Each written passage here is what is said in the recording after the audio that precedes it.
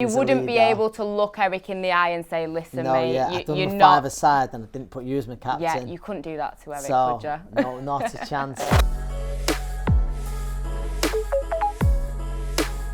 Hi everyone, Angelina here, and you are joining me for 5-Pack. This is where our guests let us know their ultimate five-a-side team, and today I am joined by former WBA lightweight champion Anthony Crolla. How are you doing? I'm good, good to be here. Good, thank you for joining us. Now, it is no secret that you are a die-hard United fan. Yes. So I think your five-a-side today, I have a feeling that it's going to be an all-time United one for you. You might be right, yes. Right. It's, you got your team ready though, you're good to go? Got my team ready, yeah. Brilliant, right. So let's start off easy, because I mean, there's a lot of players you could pick from.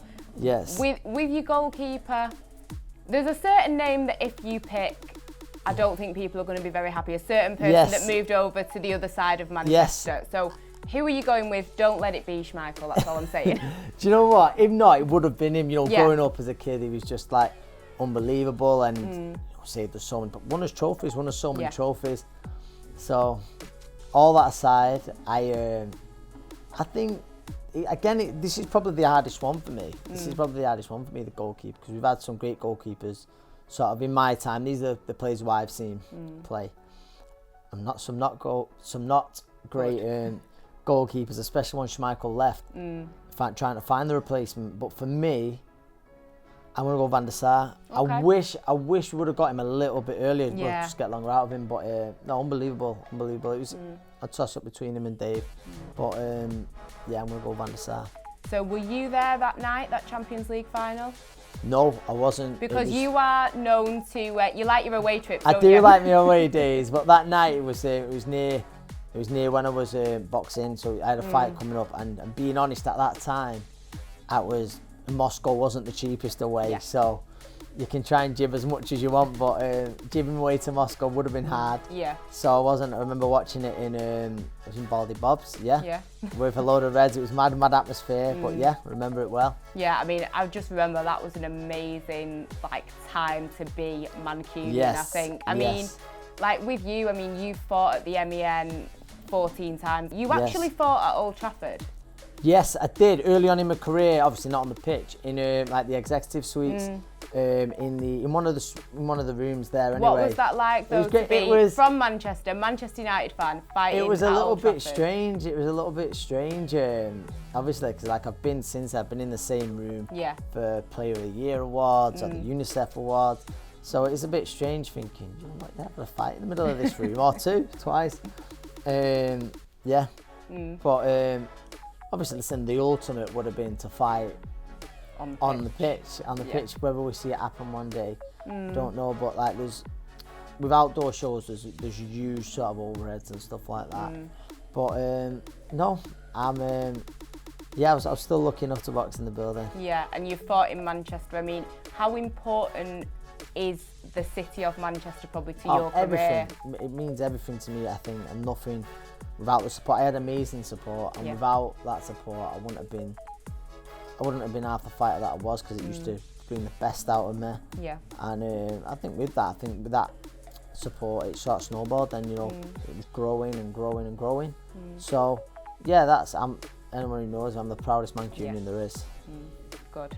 Right, so let's go to our defender now. Now, I think he should be like an honorary Mancunian almost, this guy. Who have you gone with? No, I'm gone Rio. Because you can tell even now he loves the club. He does. Yeah. You see it, and you see he was made up, the other day when we got Champions League football again. He's red through and through, and I just think, you want someone who can pass it out from the back, and for me, he'd get in any Premiership starting 11, all-time starting 11. And great player. I've been lucky enough to meet him years ago, coming off the train in London. And do you know what? I remember it. He was going to go, it says he left, and I think he was on his way to QPR. He didn't end up, he had personal problems that stopped that, but he was on his way to QPR. I remember seeing him in Houston. It must have been the most awkward thing. I went, I wish you all the best, mate. Do you know, I was speaking to him, and then at the end he says, he was off there. And I it was like saying goodbye to an ex-girlfriend or something like who you got on with. I don't know. You. Yeah, it's going. Oh, do you know? Yeah, I don't even know what I said. Something like, oh, thanks, you know. Like, and then that was it. We had a good run shook together. His hand, yeah. He said, I wish you all the best. And, but yeah, so Rio being the defender. Now, is it safe to say you've pretty much met quite a few United players, like during your career? You went down with the belt, didn't you, down to Carrington? Down to Carrington and watched the boys train. So I've been lucky enough to meet quite a few of the lads, and the ones who I did have always been great with me. No divas that you're going to tell us about? No, nothing? No, I was lucky enough, some of them was ringside watching me fight. Wow, yeah. Supporting me, or, sending tweets, messages of support out. It's really lucky, really, with them. The club that you love from being a kid to sort of have their backing, it meant a lot. Now, somebody going over to your midfield now, you're going to have two in your midfield. Yeah. One of these players, I assume, has stood out for you growing up in Mr. Paul Scholes. Yes. Yeah. Yeah, he was mad, sort of, without going on. My nana Pauline, I mean, she's been gone now over 20 years, so 20 odd years, and she works with his mum and dad. Wow. So this was at the time when sort of Paul was breaking into the first team, and she was telling me, about him, and she was, so ever since then I was hooked. And his cousin used to be in my class. You know them, yeah. Yeah, his cousin used to be in my class and stuff. So obviously I've been lucky enough to meet Paul a load of times since, played in matches, charity matches with him. I've seen him first game of the season. I remember seeing him. His mate lives up the road. So, but yeah, Paul's one of my all-time favourite Reds, without a doubt. And I think he'd be in your five-a-side team. Yeah, he'd have to be. He'd 5-a-side, 11-a-side, whatever it may be. Yeah, one of my all-time favourite United players. So definitely he's my man in the middle. Yeah. And who else are you having in your midfield? Do you know what, right? Because there's a lot of people you could have. I could have so many here. But I'm thinking, 5-a-side, I just think he'd be absolutely brilliant. And when I say middle, he'd drop back a little bit. Up front, it'd be Wayne Rooney. And not just, going back to Wayne sort of supported me during my career. And so stuff you're like picking people that supported you? No, I'm not. I promise. But I think he was just so underrated and undervalued for United. I agree, yeah. Not just the fact he's all-time leading goal scorer for the club, but he was brilliant. He was, for so many years, seasons, he was unplayable. Yeah. And I just you're seeing clips of when he left us and the determination in him, to track back when he did. I just think he'd be unbelievable in a 5-a-side team. Yeah, I agree, definitely. So you've got one more player, and he's got to be the king. He's got to be King Eric. Yeah, he's a childhood hero growing up, but he might be too young to remember the Nike advert. The Nike advert, they'll know what I'm on about. But that was I don't know if that was 5-a-side or not, but Eric was just the player who I idolised. He was like my childhood hero. After Hulk Hogan, it was then Eric. So Eric was just, I've never met Eric, or when he was over here for the show. Got to set that up somehow. So I'd love to meet him. Eric, if you're watching, there we go. Yeah, come to Manchester. I think he's one of few people I think I would be starstruck against. Yeah, starstruck with. But Eric just right from, I've said it loads of times, but from a kid the collar was always up. Going to church, to still a collar would be up. Whatever it was, my school uniform, the collar would be up. Yeah, he was, for me, just like you say, he was just my hero. So, we've got your 5 players. Yeah. I want a super sub. A super sub? Yeah.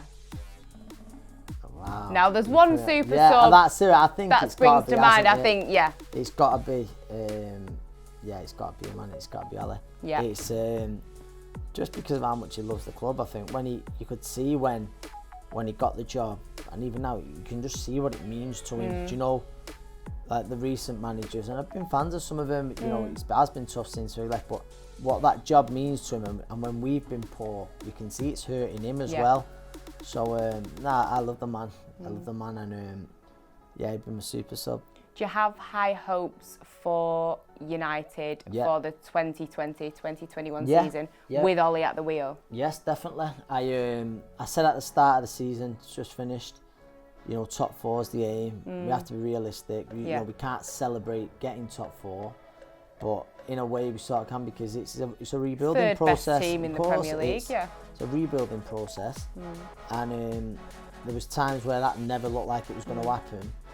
And you can see what it means to win. You see what it means to win. And now, and after the game, they were saying it, Champions League football now, it now sort of increases the chances of attracting those big players. I mean, United was always going to be a draw, but without Champions League football, we've got to be honest, all the top players, they want to play in the Champions League. And next season, listen, I'm not going to start saying, oh, we're going to be challenging or not, but I expect us to be thereabouts. Yeah. And we left it to the last day to get it, but we got top 4. You know, we've got to be happy with the season. We've got to be happy with the season, no matter what. Like, say, so me and you, we only really known success until, you know, the past handful of years. We've got to be happy with 3rd place. And finally, who's your captain? My captain. There are all of them could be captains. I always like sort of defenders from the back and, you know, being captain, but I've just got to have Eric as the captain. Yeah. There's no way I can't have anyone else, Eric's got to be the captain. You wouldn't be able to look Eric in the eye and say, listen, mate, I've done the 5-a-side and I didn't put you as my captain. Yeah, you couldn't do that to Eric, would you? No, not a chance. So yeah, Eric could be the captain. Oh, brilliant. Well, thank you very much for that 5-a-side team. I think you've picked a good team there. Thank you. Obviously, make sure that you guys check out on Onefootball all of the content that we have got going on. And what are you up to these days? These days, I'm in the gym still, obviously retired now, but I'm doing quite a lot of coaching. Yeah. Bits of TV and radio, bits of that, sort of talking about boxing, so I'm happy doing that. A little bit in the schools as well when they start again. We've got the kids who are at risk of exclusion, so boxing, but I'm happy. Boxing. Yeah, and obviously getting to watch United. Oh, well, thank you very much for joining me. Thank you for having us. Yes, and like I say, check out all the content we've got going up. Don't forget to hit the thumbs up button, and I will see you guys soon.